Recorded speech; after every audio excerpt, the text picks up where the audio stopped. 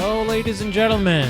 Welcome back to iThinkSports podcast with me, your host, Double D.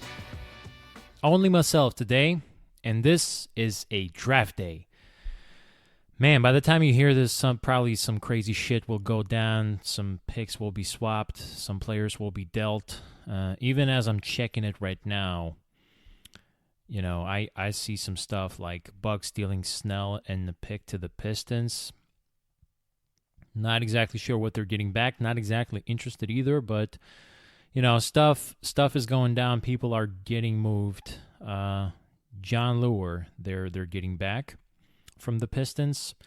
So yeah, Milwaukee's making some moves, and you know, we will talk about a lot of moves being made now, and all of that. But you know, the essence of the day, I guess, it's still the draft. However, I'm not going to touch too much on it. I don't think that there's a lot of stuff to be talked about here, a lot of stuff to be touched on. I mean, a lot of people say that this is best case scenario. This is a four-man draft, and a lot of them will tell you actually that this is only a three-man draft. And I don't think that I would disagree, but I just really don't have a lot of knowledge when it comes to rookies. I rarely pay attention to them.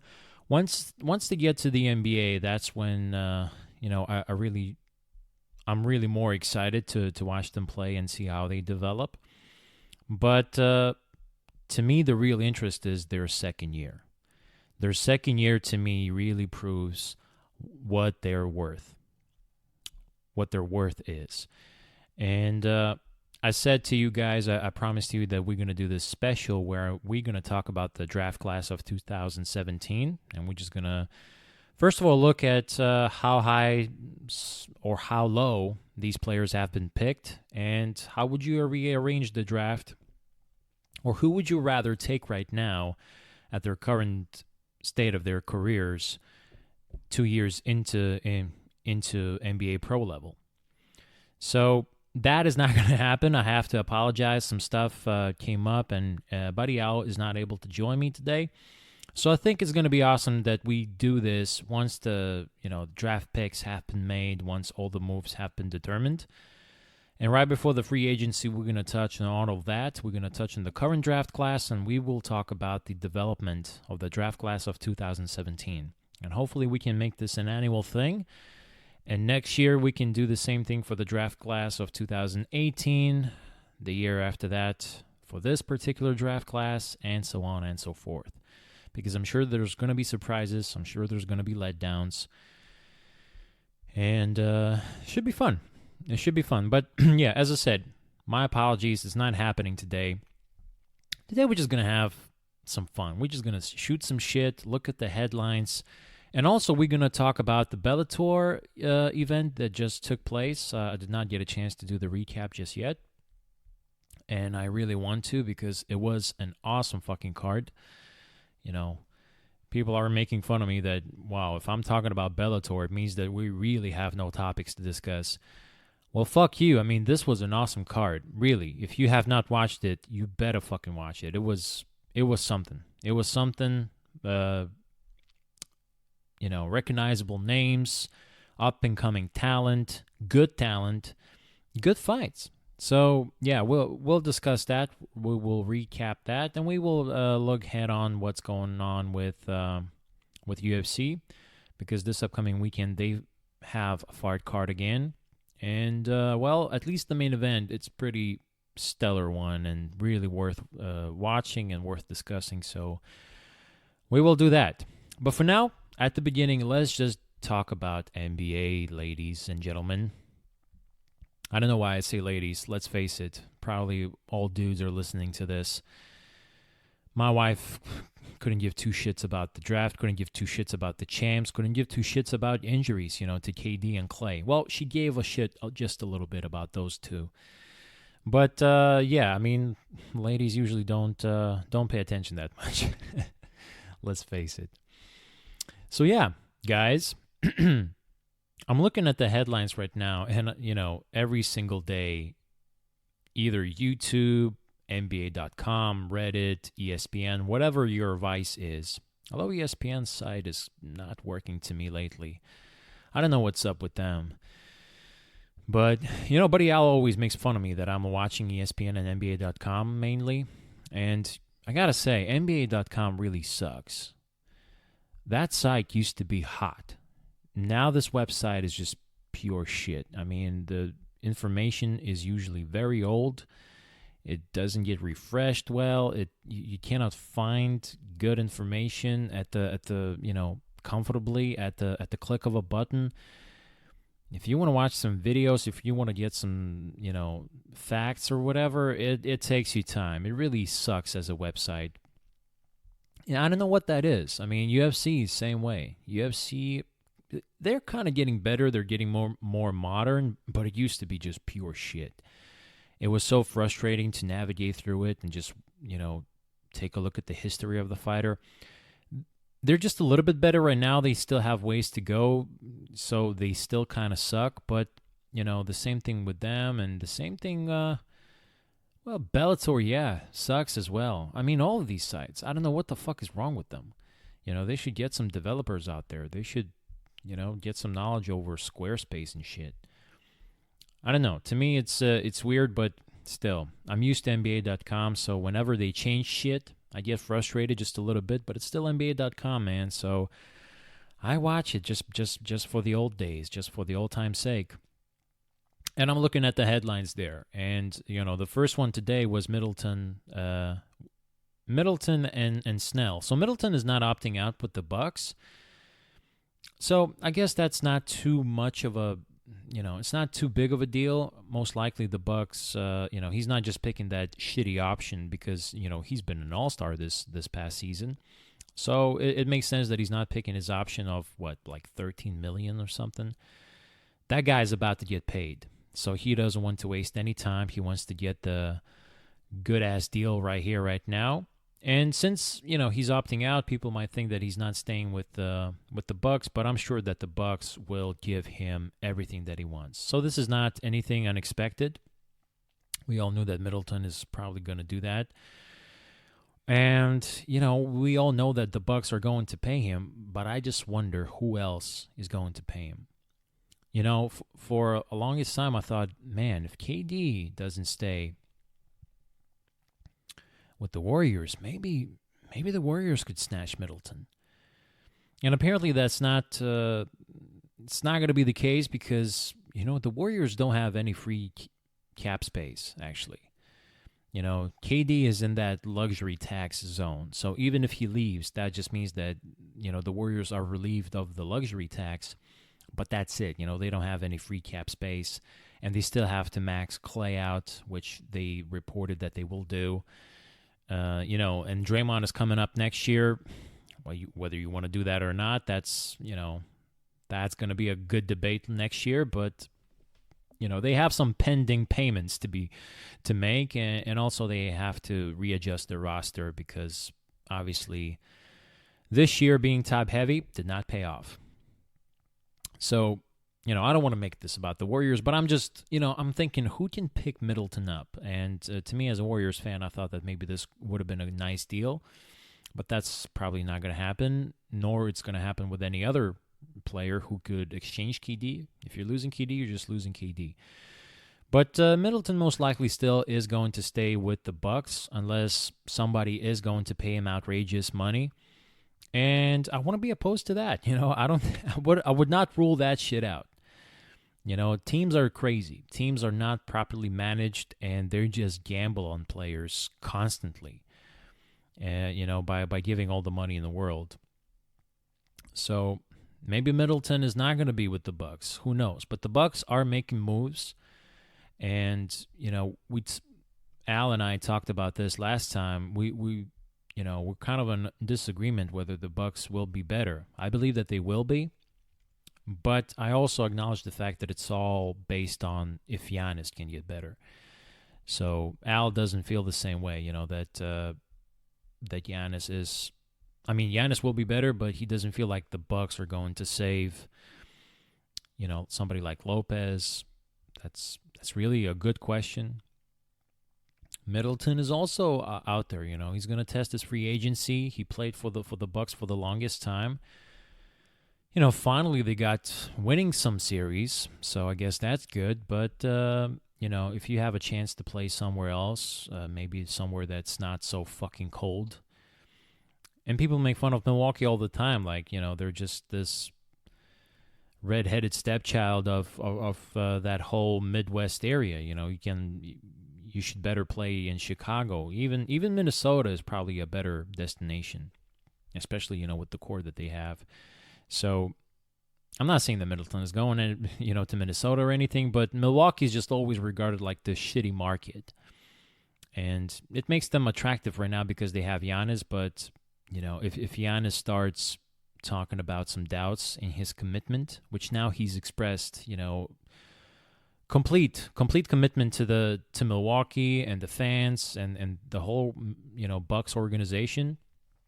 So that makes them kind of attractive to join forces with that monster. But if he starts giving some doubtful messages or something like that, I mean, Milwaukee, yeah, they're going to be in a bad place like they always pretty much are. I mean, they just made the conference finals, so I guess it's not that bad of a deal.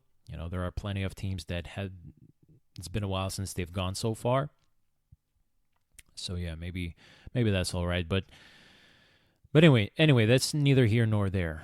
With Middleton, most likely he's going to stay with the Bucks, but who the hell knows, right? If somebody's really going to pay him, and if the Bucks are kind of doubting him, it's going to make this a lot very, very much interesting. And July is always a very fun time in the NBA season. Really, to me, it's a bit of a bummer. Once we go through the finals, I have nothing to be looking forward to. But lately, this whole league and this whole idea of player empowerment, this makes this league kind of like a video game. Like, video game is not just about creating your own player and dunking all over the place with whoever you have out there.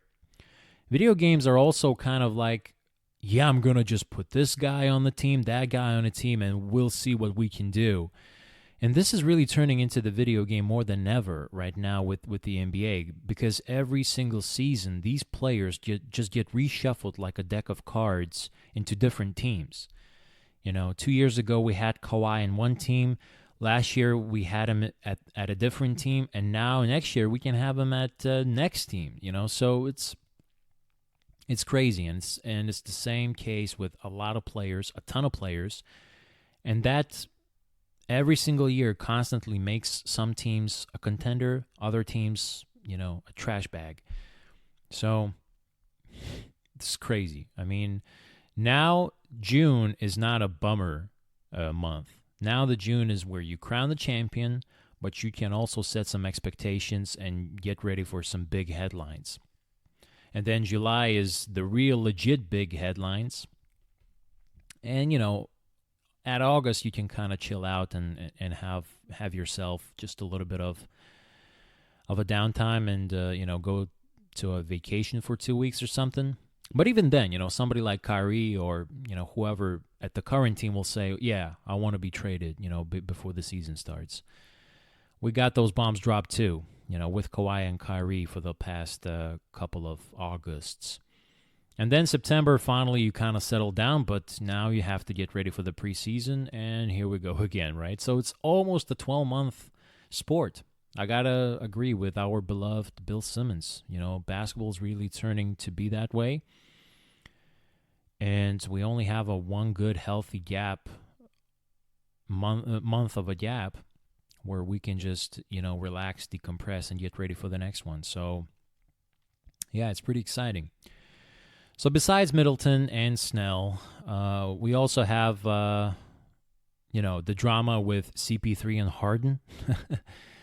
Jesus Christ. I mean, who did not see this coming? Just tell me, honestly.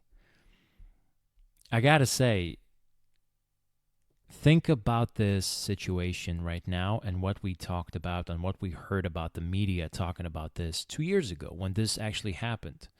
When we found out that CP3 is joining Harden in Houston, we thought there's just no chance in the world that these guys will get along. You know, they will need the ball. Both are ball dominant.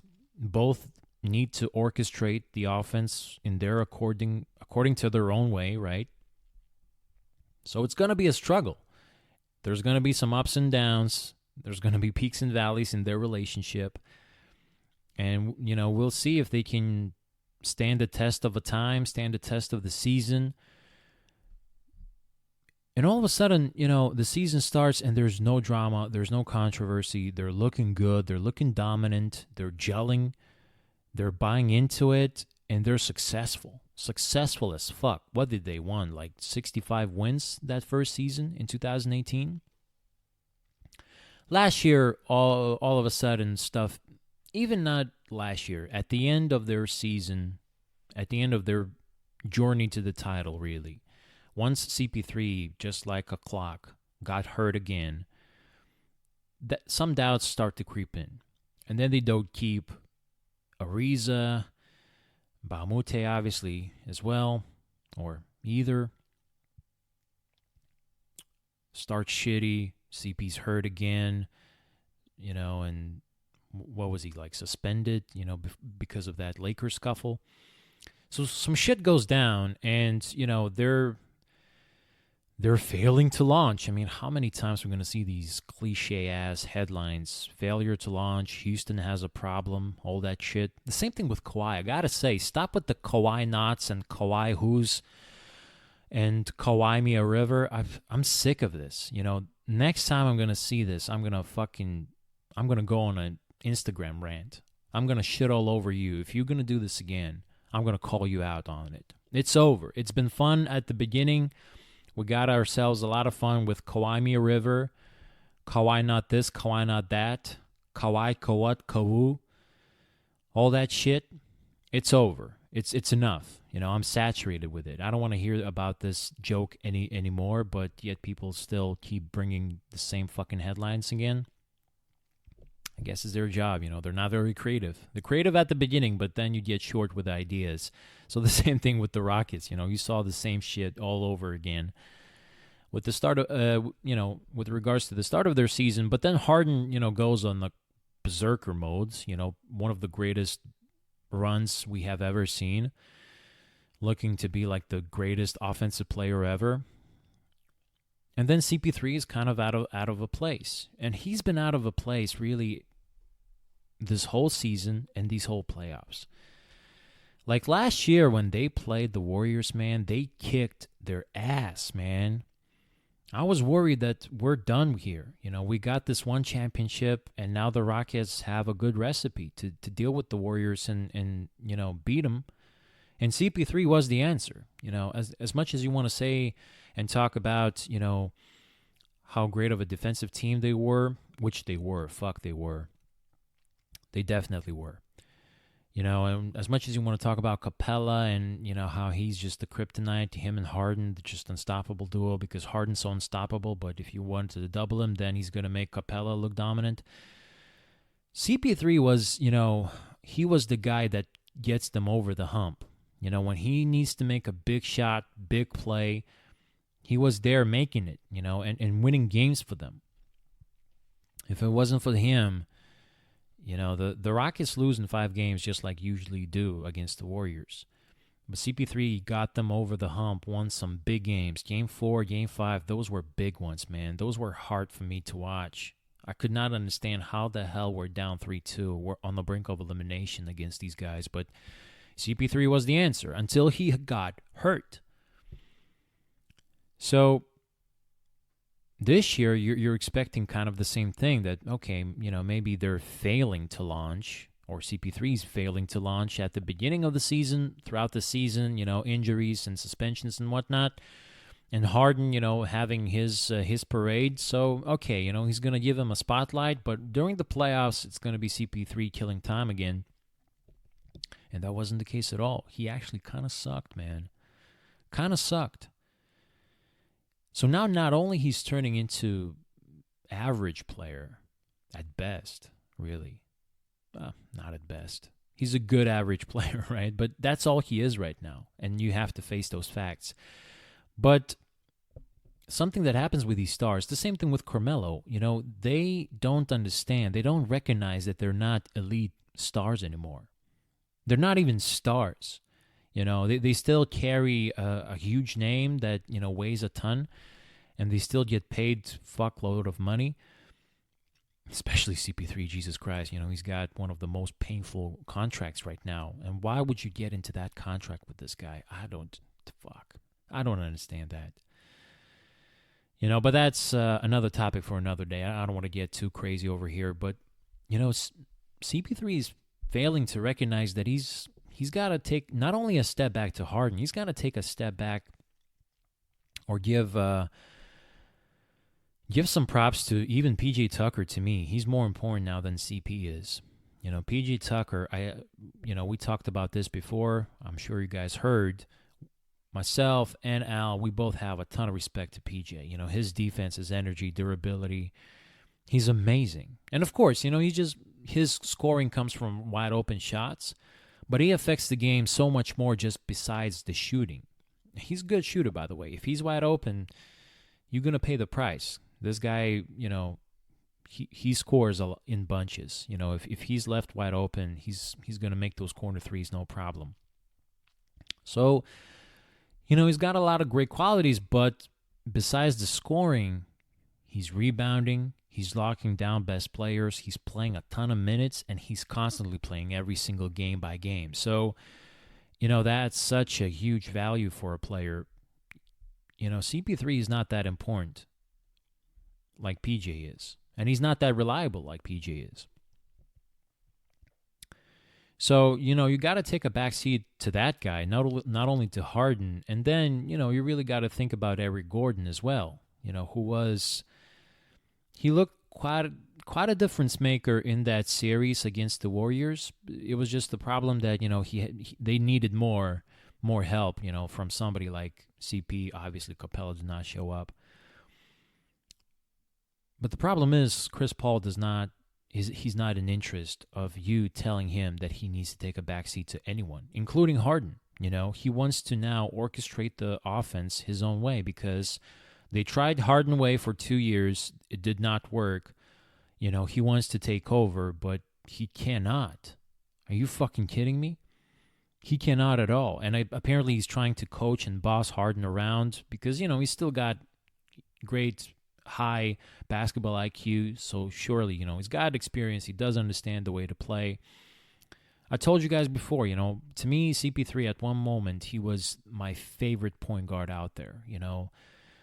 How fast he was, the way he makes decisions, and the way he just orchestrates. When he's at his best, when the team is actually listening to him, he can orchestrate an amazing offense.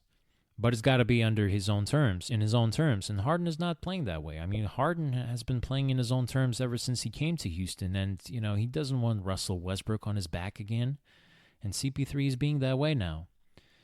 And, he's telling Harden what to do. And Harden's like, yo, dude, chill out. Don't boss me around. You better watch your tone when you talk to me. I mean, I'm first of all, I'm the MVP. I'm a reigning MVP.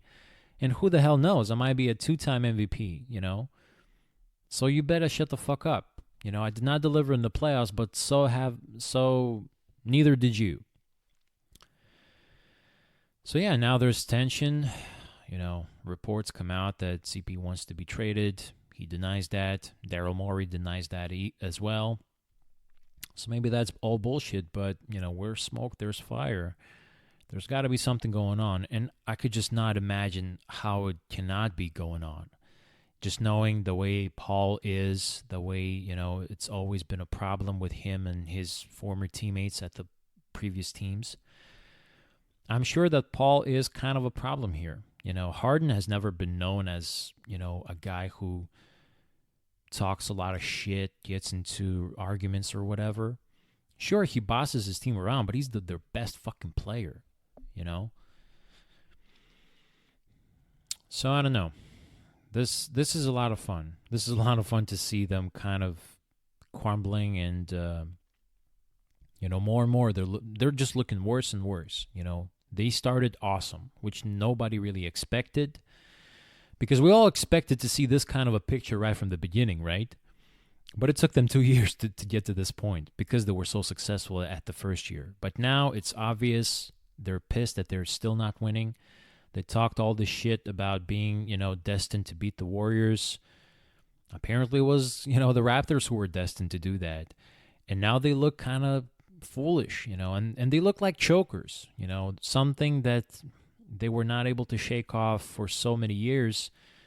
That only escalated this year, with Warriors being without KD and them not being able to, at least force a Game 7. Yeah, the Rockets are in deep shit right now, and now it's leaking out of everywhere, Everybody's spewing venom, and CP3 is obviously at the epicenter of all that shit. So stay tuned for that. I mean, I'm really interested to see what's going on and what's going to go down, especially during the free agency and the trades and all that. All right. Well, speaking about the trades, let's talk about some big shit. Mike Conley being dealt to the Jazz, baby.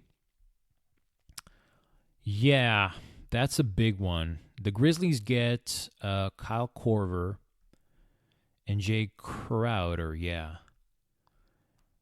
And Grayson Allen, wow. And they trade Mike Conley to the Jazz.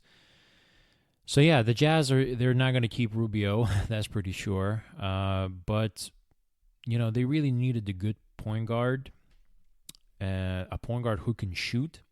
Mike Conley is your guy. He can make those shots. He's just as good as Rubio, in terms of orchestrating the offense. Defensively, I got to be honest, I don't know what's Conley's game defensively, but he's a professional, so I'm sure he covers his bases. But it's not like Rubio was, Chris Paul in his prime either. So it's a heck of a pick. Does it make sense for the Jazz to trade Grayson Allen, Kyle Korver, and Jay Crowder? Fuck yeah, it does. Fuck yeah, it does. Now I can see a clear picture of this team. Tough, professional team that can do a lot of damage, especially in the playoffs. Well coached. They will be well orchestrated. Their offense will be looking better. It will be more just better executed offense. I can imagine that. And defensively, they have Defensive Player of the Year and Rudy Gobert, and they can do damage from all the angles there. So, yeah, I kind of like the Jazz now again. I really liked them last year. I don't know what happened to them. They entered Struggle City for some reason, and yeah, it wasn't pretty at all. It was kind of shitty to watch them, just struggle, and then they pick it up at the end of the season. But as I told you guys before, the end of the season does not matter that much. And you want to say, well, this is the time where you ramp it up and you start getting into shape and, really play playoff basketball, getting ready for the playoffs and the title run or whatever. Yes and no. I don't buy this for one particular reason, is that a bunch of teams are tanking. So unless you play all killers, all playoff contenders, just tough teams all throughout the end of the season, and you're beating them because you ramped it up, yes, I will give you props that you ramped it up and you're ready for the playoffs, you're ready for the push. But if you're facing just a bunch of nobodies, and a bunch of teams that are in this tankathon, yeah, big deal that you beat Chicago, that you beat the Suns. And occasionally, you get somebody like the Warriors who never take it seriously nowadays. So big deal that you did those things. So you got to look at the record. You got to look at the schedule and, how strong it was. And as far as I remember, Utah's schedule was pure shit at the end. That's why they looked so good at the end again. So I'm hoping that this year they can sustain it throughout the whole 82 games and they can finally make some noise in the playoffs. I got to say, I like a lot of teams coming into the next season. This season is just over, but in the Western Conference, look, it's going to be fun to watch the Lakers, that's for sure. And we'll see what else they can do. But also, I love the Pelicans. I'm going to root for them. If Kawhi goes to Clippers, I will absolutely adore the Clippers. They will be awesome. Let's not forget about Denver. They should be getting better. They will have Michael Porter Jr. I have high hopes for that guy. He looks really good. And, just Denver having all the experience and everything, I'm really hoping that they can do even greater things this year. And then, you got somebody like the Jazz. Dallas is always fun. We'll see how much more fun they can get this year. And the Jazz is part of the same narrative, I want to see how much more fun it can be watching those dudes. They have a good, solid team that, can win a championship. They have good foundation. They would need a superstar, to actually get to that category of a championship contender. But, they have some good players, and I like their moves. So, cannot wait to see the Jazz now. Got to tell you. For Memphis, I don't know. I mean, we have Al and I have ideas that probably Korver's is going to get waived, and he will be picked up by the Lakers. And they just need to get rid of Conley so they can get Morant and base their future on two good, solid picks, Jaren Jackson Jr. and what's his name, John Morant. Yeah. I don't remember his name now. I can look it up easily, but I don't want to go too crazy over this shit. Yeah, John Morant. Yeah, that's his name. So yeah, they're basing their future on those two dudes, and it's never good, to base your future on the rookie and a sophomore, but really just means that they're in the rebuild position. And, a couple years will pass, and these guys, they can make some stuff happen. So we'll see. I would not rule out Memphis out of playoff contention in 2 years, for example. I would rule them out this year and next year, but the year after that, this team can be back to, elite playoff teams. We'll see. For Memphis, it's always tough. Not the most attractive market for some reason. I don't know why. I mean, I would love to play there. And JV's playing there, so it's pretty fun. All right, so the next big topic on NBA besides the draft is Kyrie, as he always is. But really, Horford. What the fuck? Al Horford is not opting with the Celtics. Not only he's not picking that amazing option of $30+ million, which, all right, he's looking for the final payday, final 4 or 5 year contract where he can get an average of $25 million. So, of course, that's understandable. But he also said he's not looking to stay with the Celtics, So I guess Ainge would not give that money to him, because he is getting a bit older. So now he's going to try to look for a stupid team that is going to pay that money to him, and I'm sure he's going to find one.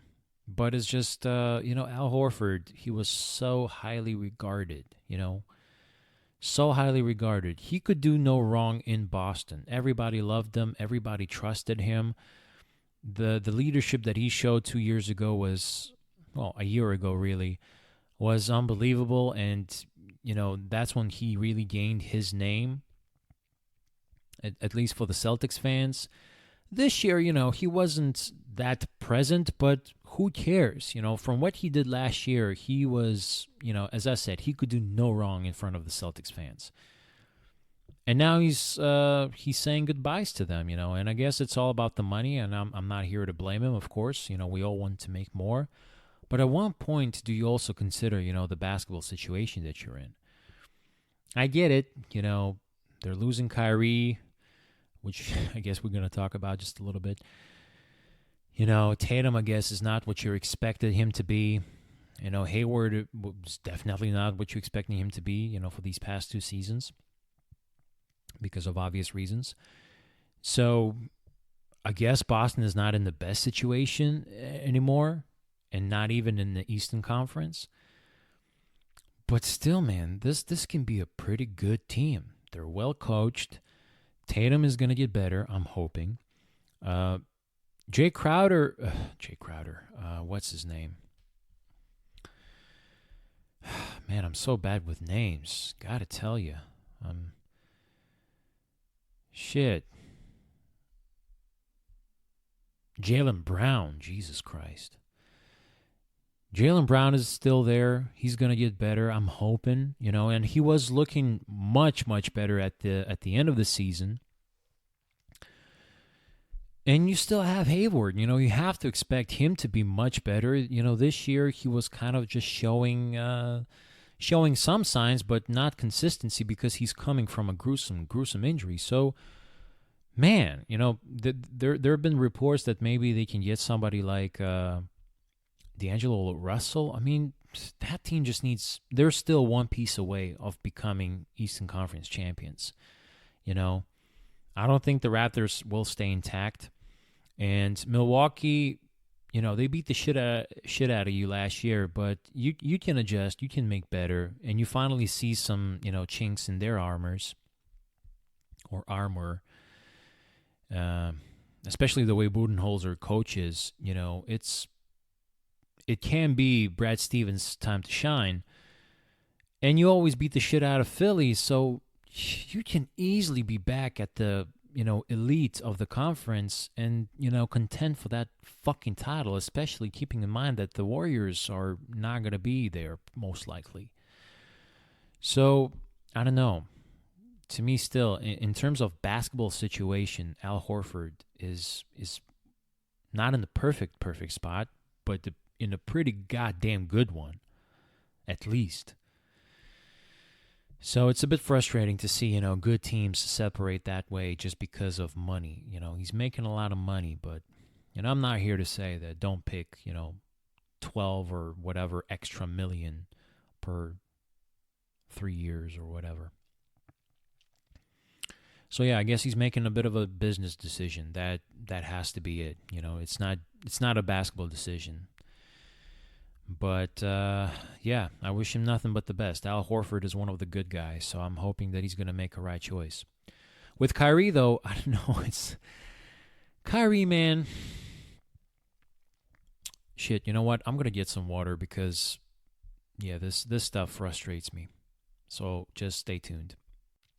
All right, I'm back. Sorry, guys. Need to prepare for this one. Need to prepare for Kyrie topic because I gotta say, to me, I always looked at him as a combination of Kobe Bryant and Allen Iverson. He had the dribbling ability of Allen Iverson, the shot-making ability of Kobe Bryant, going under the basket with, combining both of them. Killer instincts. And just that, don't give a fuck mentality, and whatever goes down, it goes down. I'll be the baddest man on the planet. He just had that alpha energy out there and the ultimate confidence. So much so, that he won that championship for LeBron. As much as we give praise to LeBron, never forget what Kyrie did, how much he scored, and what type of a big shot he made in Game 7. This dude had it perfect. And he had my ultimate respect. I felt sorry for the Warriors, but damn, I was proud of Kyrie because I liked him. I liked his game very much. I mean, who could not? There's a reason why his shoes are so popular. There's a reason why he's getting picked up, to... Obviously, his shoes are popular because they're really cool looking. But also it's because of Kyrie's game, and there's a reason why he's, part of Uncle Drew movies and shit, because he's that likable of a superstar player. People love his game, especially kids and all that. Small dude doing all this shit. It's unbelievable to watch. And you, of course, you love it. You love it if you're a fan. You love it if you're not a fan. Even if you're a hater, you're going to love it because there's just no way that Kyrie will leave anybody,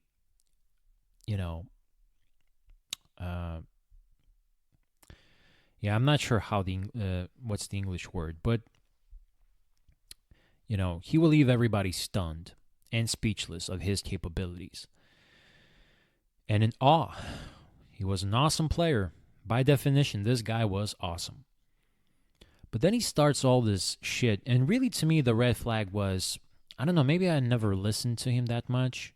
I listened to him enough to have an assumption that he's a fun guy. He's got a good sense of humor. And, apparently he's got a good personality. That's the reason, again, why he's part of movies and stuff. But then I've heard him after he lost, after the Cavs lost in 2017.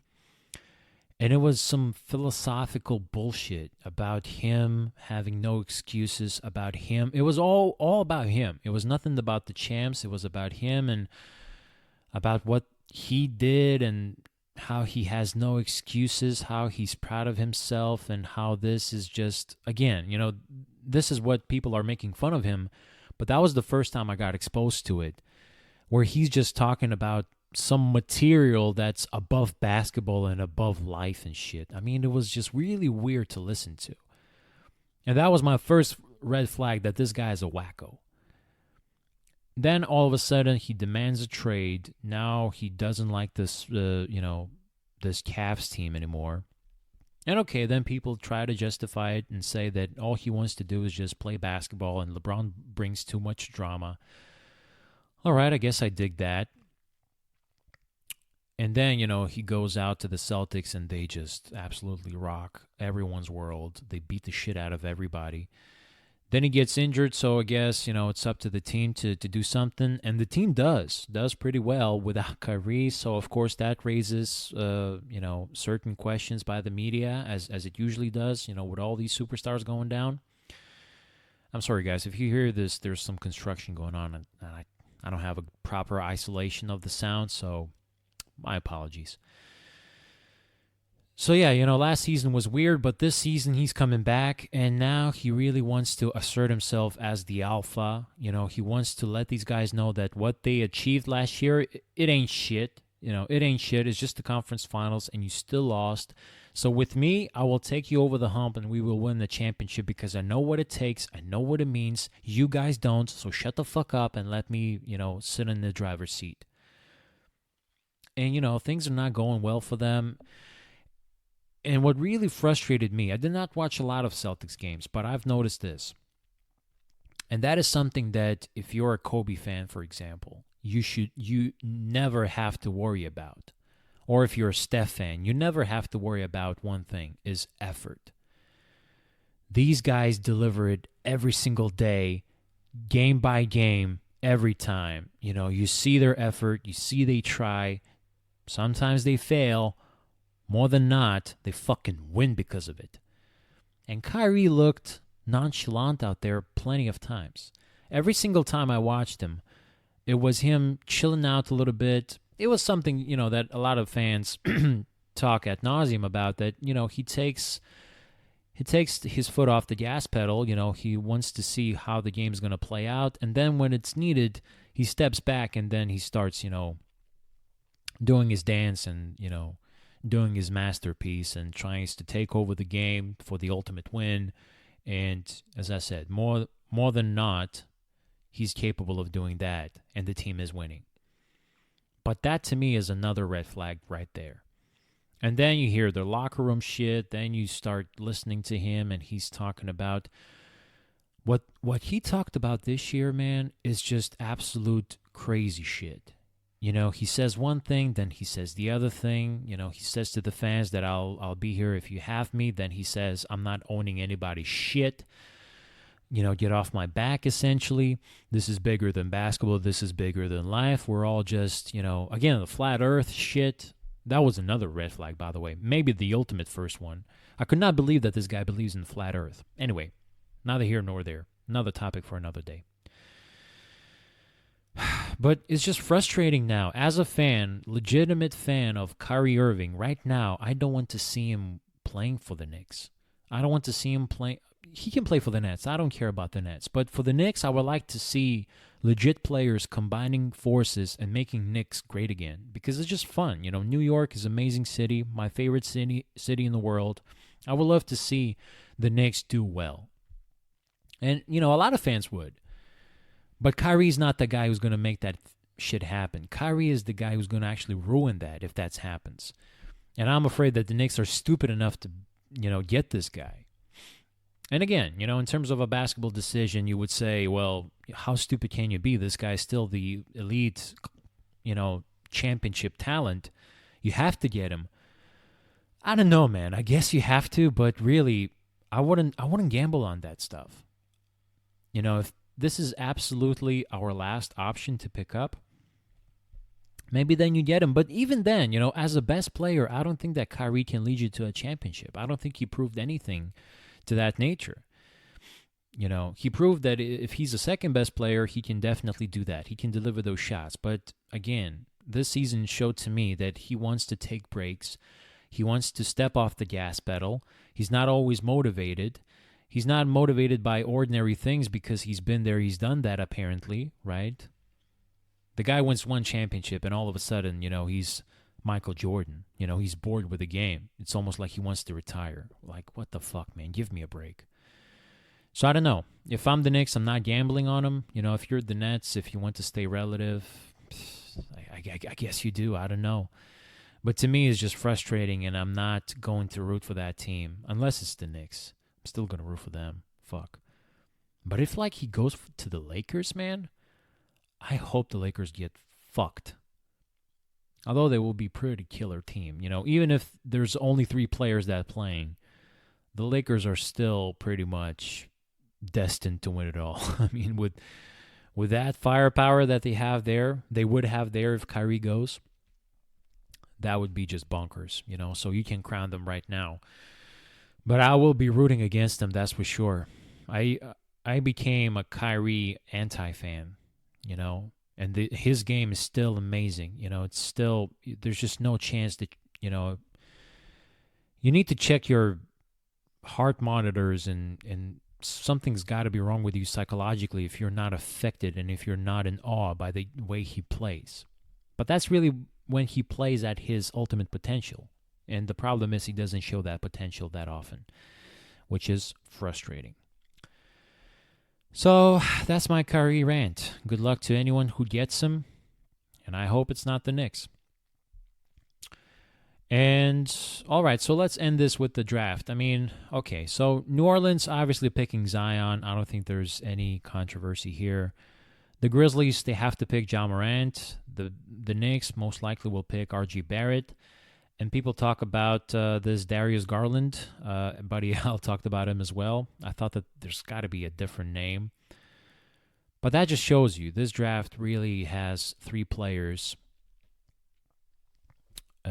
Because I could not remember that Garland was the guy that, people are talking about like this. By the way, they're talking about him like he's this Kyrie type of a character. Basketball-wise, not psychologically or whatnot. So, yeah, apparently Garland is that guy, but his name missed me completely, and that just shows you, there's not outstanding, outlandish names out there. Barrett and Zion, for obvious reasons, they made a lot of splash this year. And Ja Morant is the guy, in a second spot pretty comfortably. Besides those guys, I really want to see. Al mentioned this guy. Fuck, I don't remember him now. Fuck, what's his name? This big guy. I want to say Mo Bamba for some reason, but obviously it's not him. Like this huge guy who's probably the tallest player ever to play in NBA, something like that. So, yeah, I wonder where that guy is going to go. Don't remember his name now. Fuck, I'm so bad with this. So I'm sorry, guys, but we're going to recap it all once it's all said and done, once the moves have been made, because, as I said, by the time you hear this, actually, some shit might go down, some picks might be swapped, some deals have been made, who knows. So I wonder. I really wonder. And usually, once you get those picks, something happens as well. Sometimes people get traded immediately after the pick. So we will recap this, and we will have a conversation about the class of 2017 and the way they look right now, and who would we rank as the number 1 pick right now the next time around, and that will be most likely on Tuesday.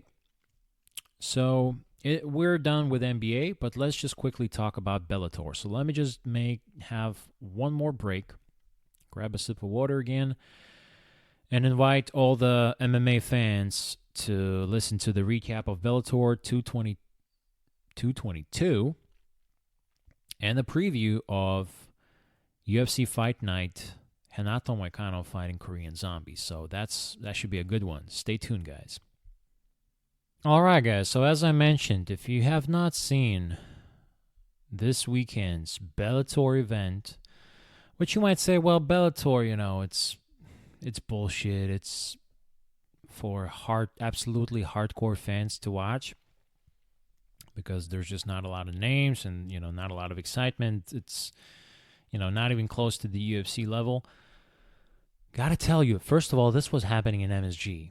And the one thing that MMA community tries to do now is really show New York what they have been missing out on in the past 2 decades, ever since MMA has been banned there. And they're bringing stellar cards to the most famous arena in the world, both UFC and Bellator. And this was exactly that. It was stacked from the bottom to the top. It was, the main card. I don't care about the prelims, but even the prelims had like Aaron Pico, who, god damn it, got viciously KO'd once again. Man. Maybe let's start with that. Aaron Pico, he's been highly regarded by everybody. Most notably, if you listen to Brendan Schaub, he's just all over this guy and talking about him, the future champion, one of the greatest, and this and that he's going to prove all to us, to all of us how great he is, and we should really watch him out right now because later on he's going to become, this such a big deal that, maybe you don't get to see him that often. And, it's always fun to see the rise of a guy. Yeah, not Pico, he started getting knocked out, I think, or was he submitted? Then he finally wins against some Joe Schmo. Then he fights this other guy, gets knocked out, and now gets knocked out yet again. He gets involved in these, slugfests, and he doesn't seem to have the best chin in the world, even though he's a boxer and amazing wrestler.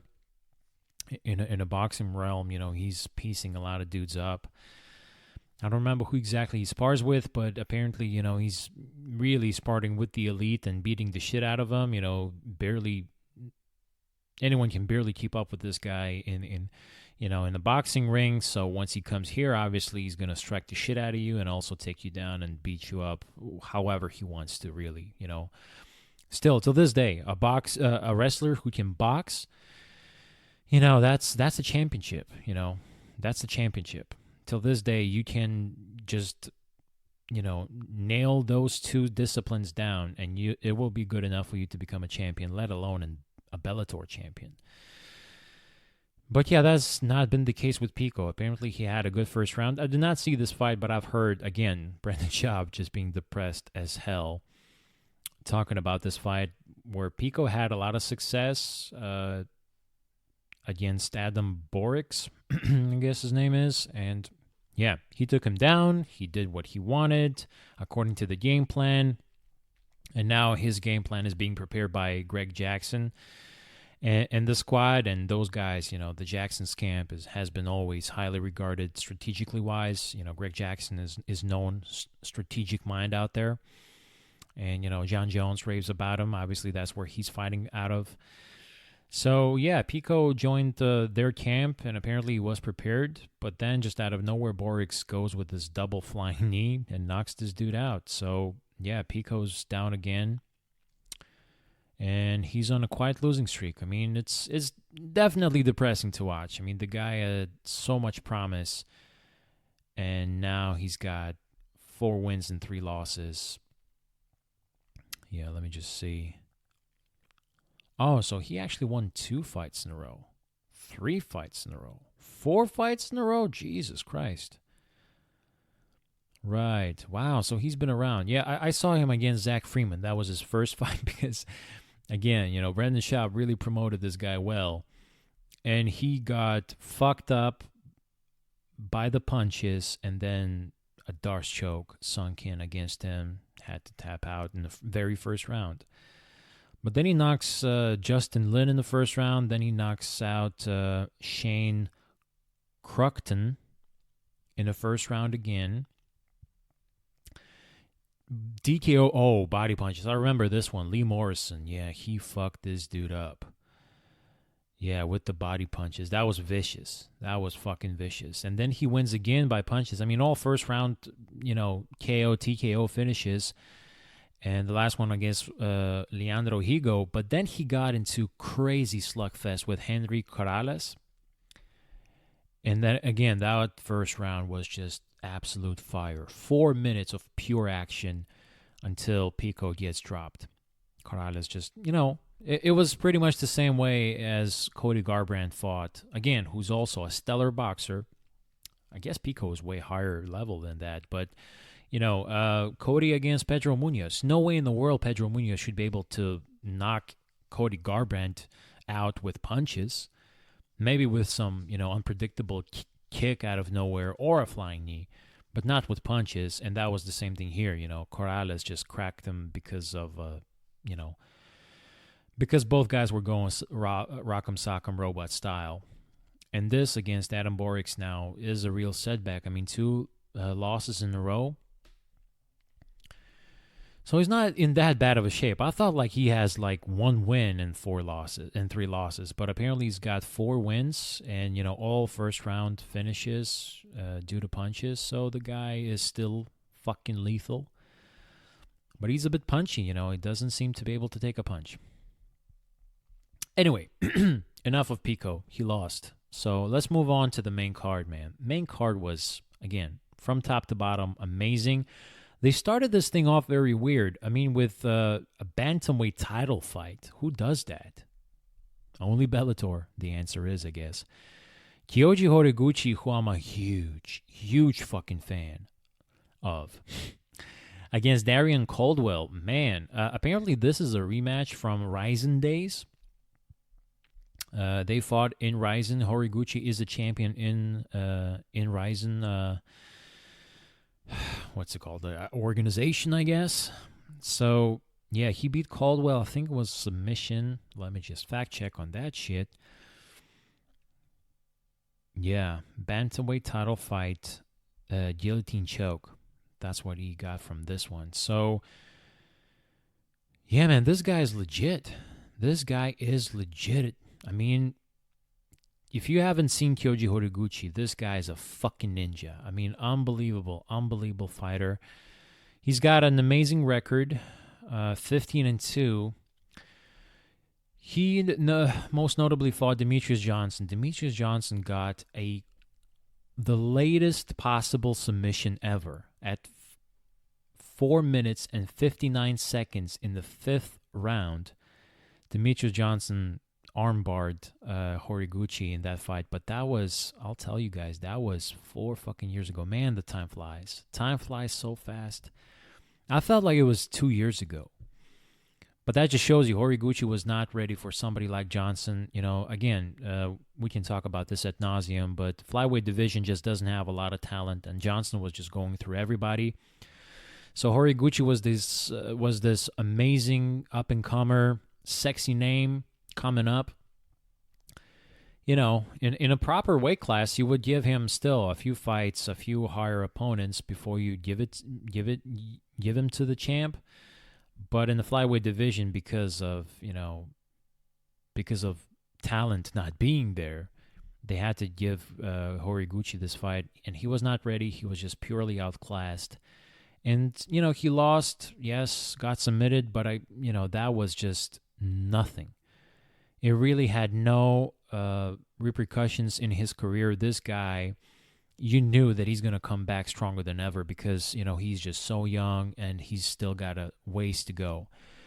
And that's exactly what he proved. I think, he still fought in the UFC for some time. He fought Chico Camus, Neil Seery, and Ali Bagotinov.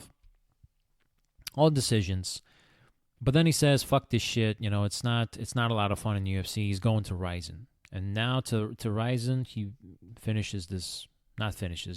gets a decision over some guy and then fights for a bantamweight title. And yeah, in the first round, he knocks out the champion, Hideo Tokora. Okay, it's Ryzen, so, it's not the craziest championship in the world, but still, good league. They have good players, good fighters out there. Players. Most notably, he knocked out Ian McCall in first round, and then submitted Darian Caldwell, Ben Guyan, I guess that's his name is. It starts with an N, but I think it's silent. So yeah, he beats that guy, and now goes to Bellator to fight Caldwell again for the title, and beats him in a unanimous decision. Good fight. Not a good fight for Horiguchi. Horiguchi did what he was supposed to do. Caldwell, he just wanted to grapple, but he wasn't grappling. He was just holding Horiguchi down with his superior wrestling, coming from Team Alliance, most notably, which is known for Dominic Cruz. So yeah, that Cruz can fucking wrestle. And that's what Caldwell tried to do, but yeah, Caldwell, he's not Cruz by any means. I mean, this guy is, first of all, he gasses, he gets tired, and he just holds you down, nothing else, So there was no offense, and I'm glad in the less educated days, and I'm not saying that we're not out of those days, we're not out of the woods just yet, but you really can see the progress in the way we judge things. And the way judges judge things, I should say, because we all understand that Horiguchi was delivering the shots, he was delivering the offense, and that's what Big John McCarthy, the commentator, the elite referee, he recognized that and gave props to Horiguchi actually working from the bottom. And, in a less educated era, which is what, like a couple years back, Horiguchi could have lost that fight because Caldwell was holding him and controlling the fight. Horiguchi wanted to get up. He was able to a few times, but I think every single round he was taken down. And Caldwell was just holding on him. He was just holding on him. Horiguchi was, not delivering big power. A few punches, a few elbows that were more significant than others. But nothing too crazy, nothing too crazy. And you could have easily lost that fight if, you get some shitty-ass judges. And this is in New York, so it's not like they have most educated judges in general anyway, even till this day. But it was good enough. So I guess we're at the good stage. At least we didn't get a fucking travesty, call in this one, and Horiguchi fair and square won the title. So, fun. Not the greatest fight, but I'm happy for Horiguchi, still a hero in my eyes. I cannot wait to see him again. Caldwell, couldn't give two fucks about. So yeah, that's the start, right? And then we go to Juan Archuleta against Eduardo Dantas. Archuleta is fighting now out of, Bang Muay Thai. I don't know how his camp is called, but, he's training with Dwayne Bang Ludwig. So that means that he's training with TJ Dillashaw. So, despite the EPO, Dillashaw is still a killer and one of the greatest. So, and Dantas is coming from Nova União, so this is kind of fun, right? Because Dillashaw fought Renan Barao, who's, Nova União elite. Him and Jose Aldo are the two staples out there. So he knew. He said, I actually listened to him and Chael Sonnen interview, which was so fun. You can see how Chael just really badly wanted to touch on the EPO topic. So much so that even at the end, he's like, okay, man, so I guess we hit all topics. So, any secrets? You got a dirty secret? You want to start a rumor? You want to do this? You want to do that? What do you want to talk about, man? And TJ's like, okay, man, so it's, it's kind of like an elephant in the room, so let's talk about this. And Chael is like, seriously, man? You're doing this? I did not expect this happening. I mean, Ariel Helwani would do this, but really not me. And I'm like, come on, Chael. It was so obvious. What are you trying to pull here? It was fun. So, yeah, TJ talked about that. But he also talked about, so listen to that interview. It's pretty fun. I love TJ, and I love Chael, so it's a good combination to listen to for like 50 minutes. But he also talked about Dantas, and that all these Nova União guys, they fight the same way, so it's easy to prepare for, and Archuleta is a beast. And man, if you haven't seen Juan Archuleta, I gotta say, you're missing out. I've been missing out for the longest, but I noticed him when he fought Ricky Bandejas. So that was his last fight before this. Yeah, this guy is powerful, athletic, beast of a wrestler, but also beast of a just fighter in general, super athletic. Man, this guy's good. And he's got a lot of finishes because of his explosiveness and capabilities. And yeah, now, after Bandejas win it was just, a decision. But after that, he's fighting Dantas and he's looking good, looking dangerous. Dantas looking dangerous too, but he's susceptible to punches, getting hit way too much. And then, they go for that one final kill at the end of the second round. And again, 4 minutes, 59 seconds in the second round.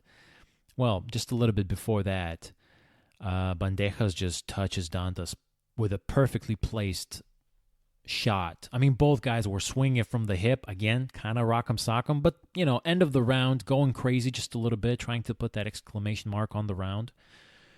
And, Dantas goes, he misses, and at the same time, Bandejas, wings from the hip and touches Dantas perfectly right on the chin. And by one punch, Dantas goes down. No need to follow up, but Archuleta doesn't even do that. Did I say Bandejas? Sorry if I did. But yeah, I meant Archuleta. So yeah, just like I'm looking at Bandejas' name. Maybe that's why I said it. But yeah, Archuleta just touches him once, and without any follow-up, it's over, baby. So yeah, he's got a good one now. He's got a good resume. The guy's only got one loss, and he's got 23 wins. A lot of KOs from this guy. A lot of KOs. He's a beast. I cannot wait to see him. I don't know where he's going to go from here, but man, he's going to go high somewhere. That's for sure. This guy is legit. A lot of fun. So yeah, that was a good fight. And then Bandejas fighting Patrick Mix. As I just talked about, Bandejas lost that decision against Archuleta, but apparently Archuleta is no joke. And before Archuleta's fight, Bandejas beat James Gallagher, who was a huge up-and-comer from Ireland. We talked about him before, and he knocked him out, man, with the head kick and punching combination. So Bandejas, I was really paying attention to him, and I see Patrick Mix. I even laughed at this guy that I don't even know him, who the hell he is. And apparently he's fighting out of Greg Jackson's camp. Again, another specimen, right? And he's coming out with this attitude like he's a badass and screaming and yelling and all that. And well, I guess he's got some legit submission skills, man. He's got some awesome submission wins. He has a one knockout win, but a lot of rear naked chokes, even a knee bar and guillotines out there. So this guy is apparently an elite grappler. And he immediately takes Bandejas' back, never lets go, just works his way through, pattern, and boom, he sinks another rear naked choke in, and Bandejas has just no way to go but to tap. He actually sunk that choke in with Bandejas standing up, so he just jumped on him like this fucking gorilla backpack and slowly worked his way through the submission, finally got it in, and then you can see perfectly. It wasn't exactly just quite in. It was more of a crank, at least as far as I can remember. But you can see, Bandejas is being bothered by it, and it's kind of going to the choke. It's kind of, you can see that it's just a matter of time until he finally sneaks that under the chin, and it's over.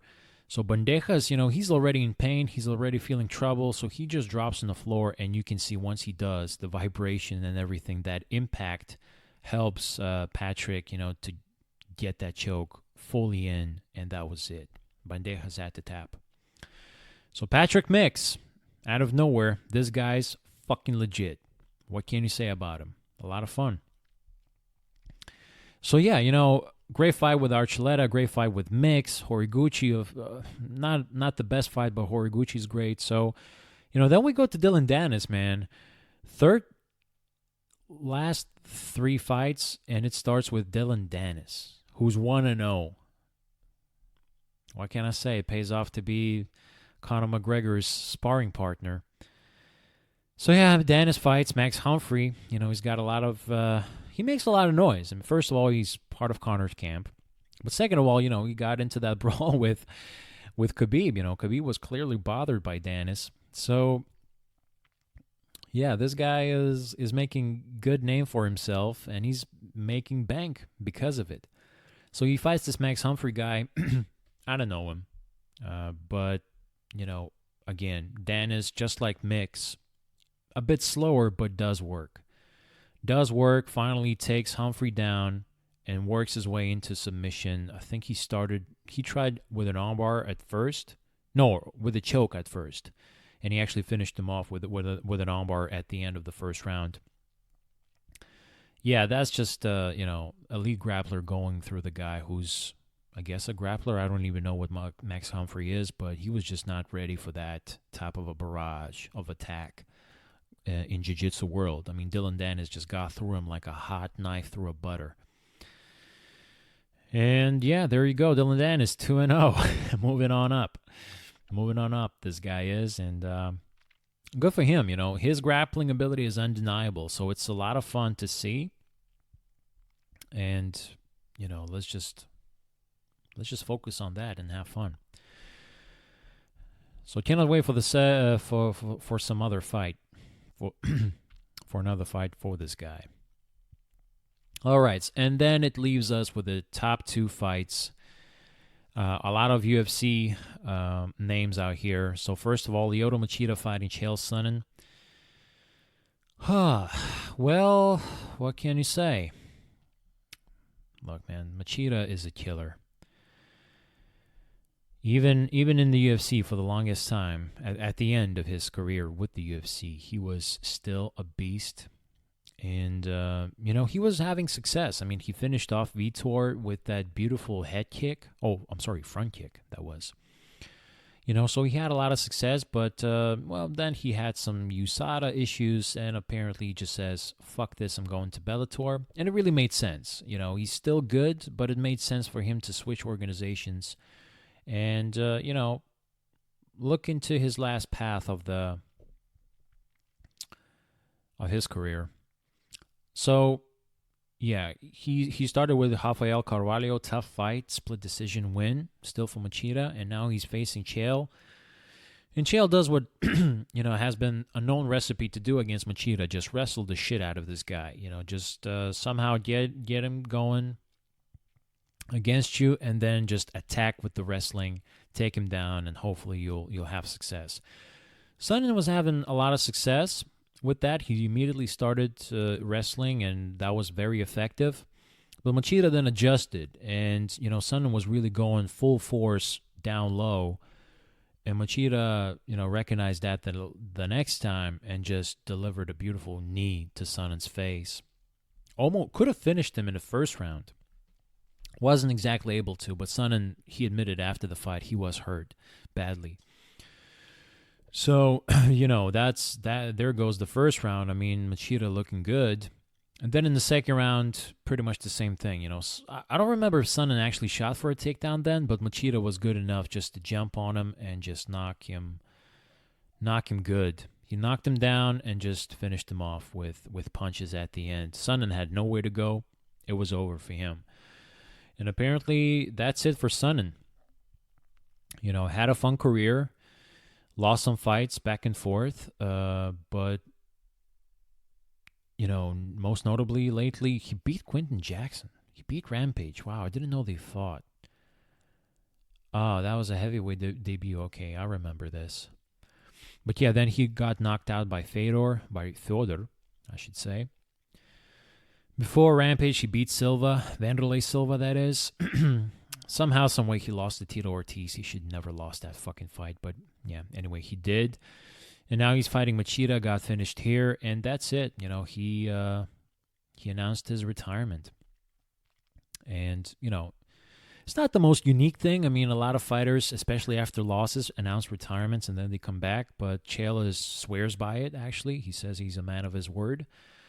I couldn't really say that he's not. And I believe that he's done. He's done. It seemed like he's done. He fought for the UFC for the longest time. Bellator is usually the last spot for these dudes. Just like for Machida, it's probably going to be the last one, unless he wants to go back to Japan just a little bit. But usually, it's the last stop for their graceful careers, I should say. I mean, Sonnen fought who's who. Fuck, he fought John Jones even. He fought John Jones, Anderson Silva twice. He fought Rashad Evans, Mauricio Shogun Rua, submitted that guy. Fought Bisbing, fought Vanderlei, fought Rampage. And he fought Fyodor. God damn it, he fought elites out here. Elites. And Machida is one of those guys too. So no shame in losing to him, even in that type of a way. I think Machida just adjusted really, and that's it. So Sonnen loses and he retires. Good dude, one of the good ones, and I'm kind of glad that now we can actually see him and hear him speak without a fight in a play. Even in this fight, man, where is his focus really? After the weigh-ins, he's interviewing TJ Dillashaw. He's always got the podcast going on. He's not exactly there anymore. The guy wants to be entertainer. He can be an analyst easily. He has his own podcast, which does great. I listen to him all the time. So now I'm actually happy. I'm happy for the guy that he's got the venues, and he made a lot of money. So good for Chael, one of the best that we have ever seen. Even though never won a title. God damn it. That's a bit of a shame. But still one of the most awesome guys I've ever seen, I always love listening to him. But that was only a co-main event. The main event was Rory McDonald fighting Neiman Gracie. I don't know. I gotta say, I watched that fight at the beginning, but it seemed kind of boring. I skipped through it. I had some other stuff to do, so I didn't really pay that much attention to it. But it seemed to me that Rory was maybe in a little bit of trouble, but he had a lot of success standing up. And Gracie was overpowered. Gracie's not a striker, so of course Rory had advantage there standing up. But, he tried to submit Rory. He seemed like he's a bit of in trouble in the first round, I think. But Rory just, grappled. He knows how to grapple, and also he was in advantageous positions. He was aware enough not to get caught into some stupid stuff. And he just absolutely outpowered Gracie. Neiman Gracie, perfect, 9-0. He finally got his first loss. So, yeah, McDonald, he's still an elite, man. There's a good reason to call him the best welterweight out there.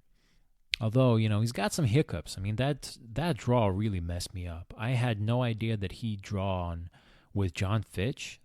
That seems stupid. But I guess it was a draw. And, he never should have taken that Mousasi fight at the middleweight division when Mousasi has been fighting at light heavyweight. That's just insane.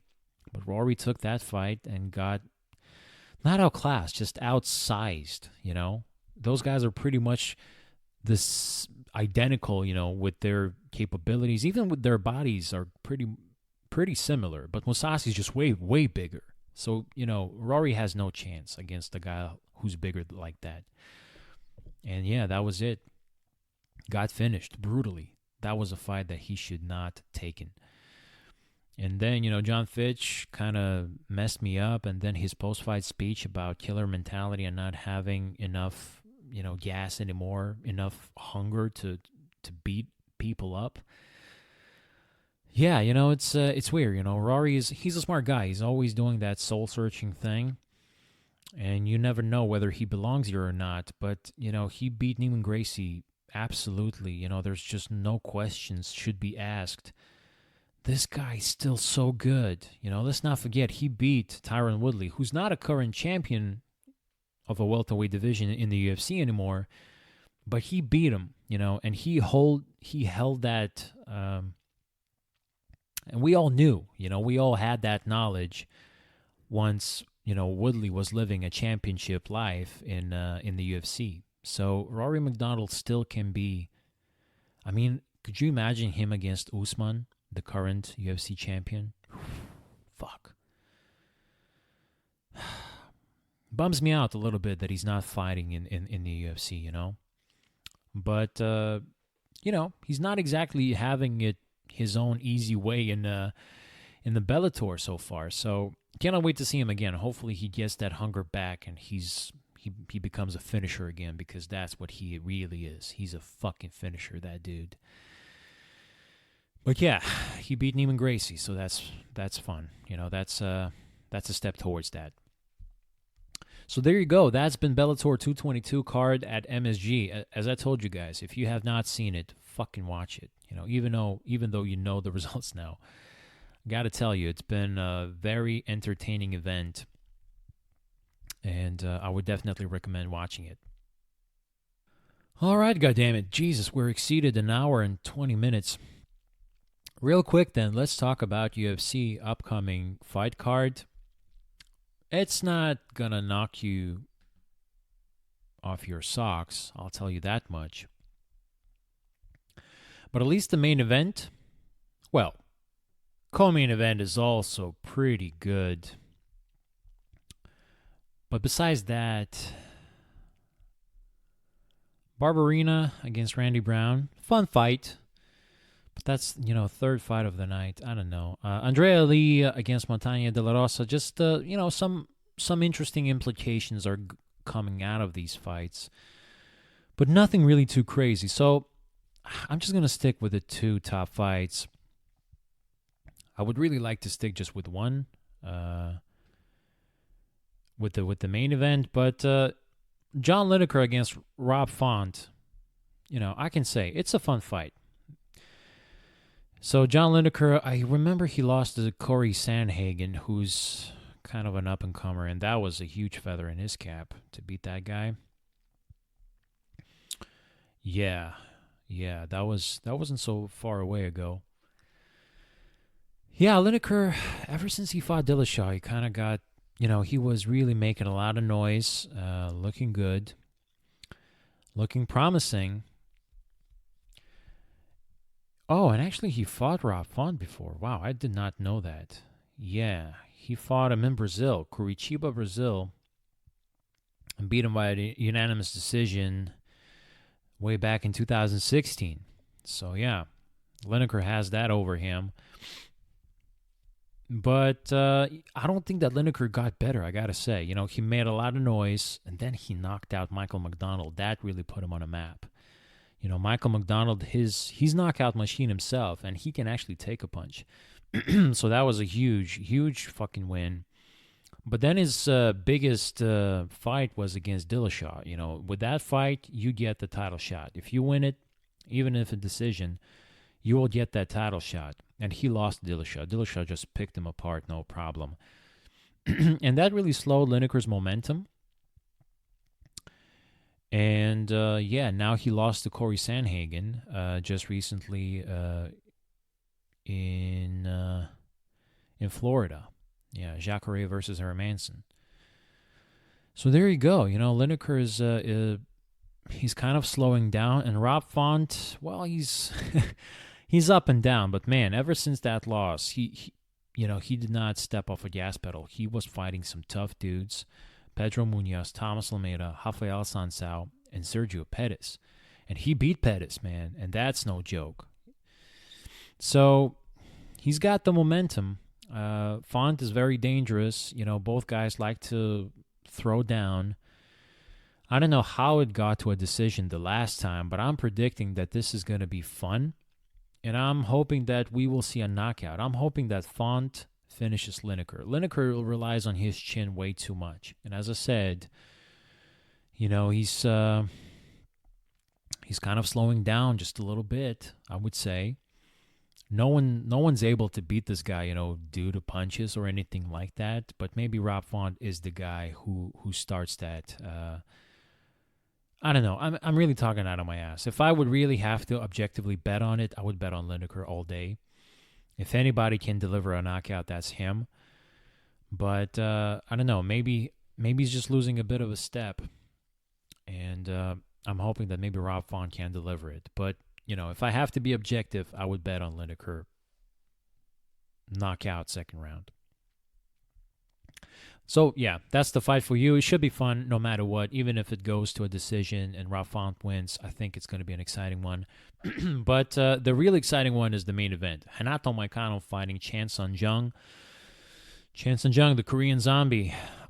What a fun fighter this guy is. So exciting. Beautiful grappling ability. Both guys are amazing grapplers, Renato Moicano is Brazilian. That's enough said. The guy can submit you for sure. Really good fight, man. Really good fight. I think standing up, that's the thing. Chan Sung Jung standing up is very, very dangerous. He delivers combinations like you haven't seen. And, yeah, that's the way I see this fight go. I think Moicano will try his best to maybe try to submit Zombie, but Zombie is no joke, man. If anything, if you're not careful enough, he can submit you. If Moicano will leave himself wide open, I can see Jung just putting like a Darce choke on him or something like that. We've seen him do it against elite grapplers. Like Dustin Poirier is no joke of a grappler, and he Darced him. Moicano is obviously a way higher level of a jiu-jitsu expert, but still, the difference is standing up. Moicano cannot stand with Jung. He will get fucked up. If I know, Jung just lost to Yair. What was it? That wasn't just. Yeah, that was over a year ago. I wonder why such a delay for Zombie. He had 2 years robbed away from him because he had to go to military, or was it 3 years? And, we haven't heard of him in a while. Then he comes back, fights Bermudez, just knocks him out into oblivion.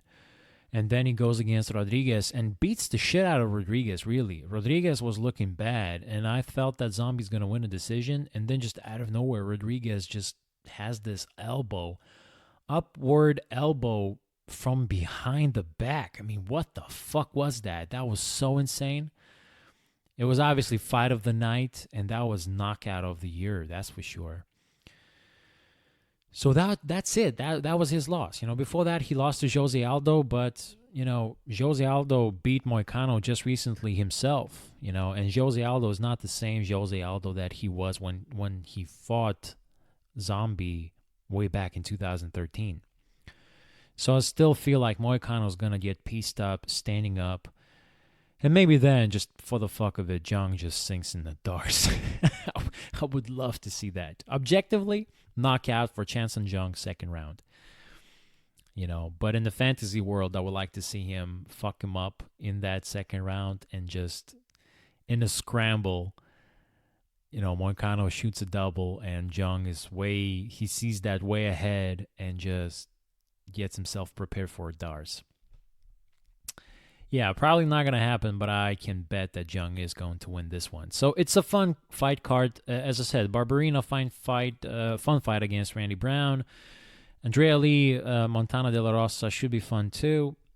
First fight is Kevin Holland against Alessio Di Chirico. I don't know this dude. So that pretty much sums up this card, who's not a banging card, but it's got some gems. It's got some gems for sure. So there you go, guys. That would be it. We will recap the shit the next time I see you, just a little bit perhaps.